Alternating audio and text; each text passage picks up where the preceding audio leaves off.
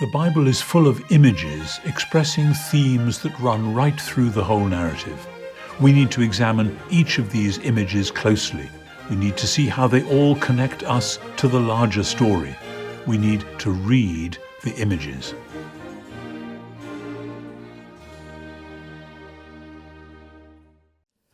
At the beginning of the book of Genesis, we find that tragedy enters the story very early on. Cain and Abel, the two sons of Adam and Eve, have an argument for whatever reason, and Cain kills his brother Abel and hides his body in the dirt. And Cain thereafter is forced to go away from Eden and from the land where he'd been. And Cain, nevertheless, has the instinct to create a community. He builds a city in Genesis 4. And the idea of Cain building a city, I think, is deeply ambiguous. It's as though he knows in his bones that we humans are supposed to be community builders, but the city is going to turn into a nightmare. And as the story goes forwards, we see that human communities grow and blossom and do all sorts of things. But in Genesis 11, it turns into the Tower of Babel, where the humans in their arrogance want to build a tower to get up to God. This is, as it were, Cain's type of a dream of human community gone to its logical extension. That Cain the murderer, Cain the one who wants things his own way, is then fulfilled in these people who, instead of going out into the world and bringing good news of whatever sort and fruitfulness to the rest of creation, they want to organize their world their way. They have one language, they want to keep it that way. The Tower of Babel symbolizes human arrogance. There's a lovely touch in the middle of Genesis 11 when it says, they built their tower going up, as though it was up to the heavens. And God comes down to inspect this little construction that they're building. And this is actually parallel to the movement that you get in Psalm 2 when the nations are raging and shouting against God. And God looks down and laughs at them and says, I know a better trick than that. And so God confuses and divides their tongues so that they can no longer proceed with their arrogant project. And then you get this amazing contrast. Instead of the Tower of Babel, which is a monument to human arrogance and to the desire that we, this family, this people, we will be in charge of our destiny, God then, in the next chapter, chapter 12, calls Abram, who later is called Abraham. Abram is a childless nomad. This is the symbol of grace, of the living God saying, I've got a better way of doing human community, and let me show you how that's going to work. That contrast persists all the way on through the whole Old Testament and still on into the New as well. And as the children of Israel become a nation, and when they're living in their promised land, they wrestle with the fact that they're a small nation surrounded by large and powerful nations. Egypt to the south, Syria to the north, Babylon to the northeast. And there are certain points where Babylon comes into the story, Babylon being the same as Babel, Babylon. And so in Isaiah 13 and 14, we see the prophet denouncing Babylon because it is absolutely like the Tower of Babel. It's arrogant, it's demonic, it's satanic. It's trying to replace God the Creator with a different force, a different power, which all consists in human arrogance, human violence, human wickedness of every sort. And then one of the most extraordinary tragic moments in that story is in Isaiah chapter 39, when King Hezekiah, having been rescued from an apparently fatal illness, Hezekiah then has a visit from the king of Babylon, or rather from his representatives. Hezekiah is so pleased that this great king, Hezekiah had been afraid of Assyria, but now here's Babylon. They're further away, they're the other side of Assyria. Maybe they'll be friendly. So Hezekiah is delighted with the messengers from Babylon, and he shows them all his royal house, all his treasure. And the prophet Isaiah comes to him, and he says basically, if you will not have the promises of God, you will have Babylon, because actually Babylon is where it's all going to go. One day, after your time, okay, but one day, the king of Babylon is going to send his army, and all the treasures of your house and of the temple of the Lord will be taken away to Babylon. That's one of the most shocking moments in the whole story that resonates through to us today. If we will not have the promises of God, then we will have Babylon.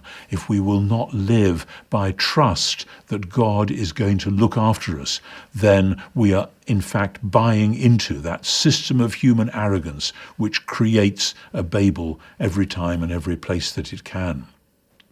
And so the heart of the Old Testament story is the tragedy of the Judean people being taken into exile in Babylon. By the waters of Babylon we sat down and wept, says Psalm 137, when we remembered Zion. And the people who'd taken us captive used to mock us and say, well, can't you sing a song for us? We've heard that you've had wonderful music in your temple in Jerusalem. Sing us one of the songs of Zion. How can we sing Yahweh's song in a strange land? And remembering Jerusalem, if I forget you, O Jerusalem, may my tongue cleave to the roof of my mouth. Jerusalem is where I belong, not Babylon. And that contrast of Babylon as a place of human arrogance and wickedness and violence, and the arrogance of human empire contrasts with Jerusalem as a place of joy and peace, as it was supposed to be, as a place where people could go and know that they were free because God had set them free from all that had enslaved them. And so you then get the book of Lamentations, the Lamentations of Jeremiah, lamenting the appalling situation of Jerusalem being destroyed and of Babylon coming in. Babylon is a parody of the reality. It's trying to get the world that God wants, but without paying due homage, allegiance to God the Creator, trying to get things for ourselves which can only come as God's gift.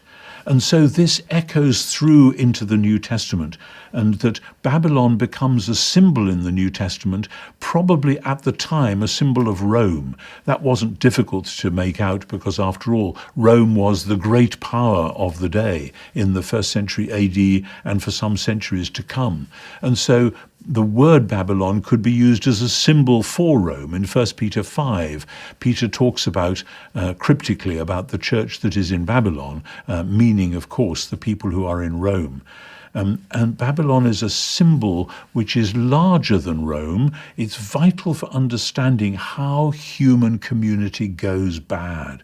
We see this particularly in Revelation 17 and 18, where Babylon symbolizes centripetal greed. We're going to grab everything we can, all the goods and all the fine linen and all the gold and silver and all the slaves and everything else that's out there in the world. We want it all here in Rome. It all really belongs to us. That is Babylonian, that is Babel-like, rather than the New Jerusalem, where the gates are open day and night.